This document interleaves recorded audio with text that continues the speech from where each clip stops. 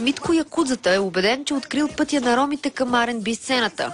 От години пише в Рим и не пропуска кастинги за реалити формати, а отскоро има и видеоклип. 29-годишният самоукратист ни посреща в дома на родителите му в квартал Христо Ботев. С гордост ни показва цялото си творчество, събрано в плик.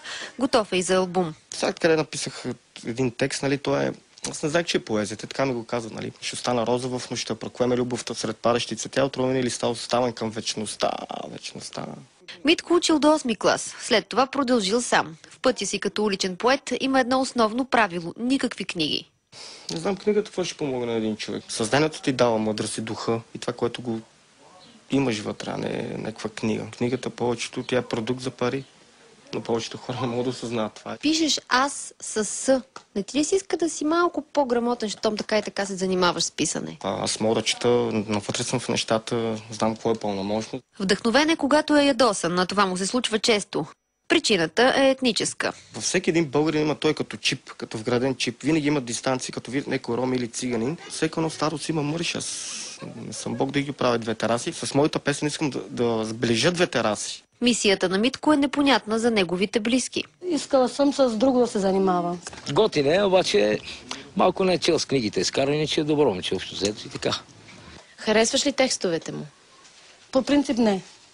Разочарован ли си от нещо от него? Не, където малко го мързи да поработи, не че не. Като цяло е разбирателно момче, не краде.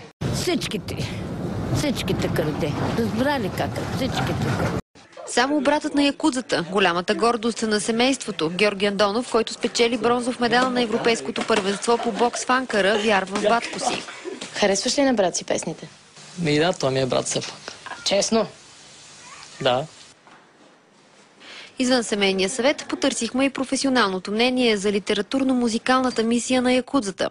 Писателят Димитър Шумналиев дава зелена светлина на ромския поет.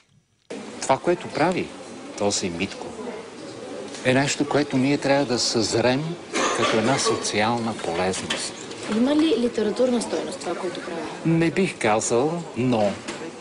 Първо, той не е професионален поет и не е длъжен да бъде и самородният му талант обиграва едни клишета, щампи.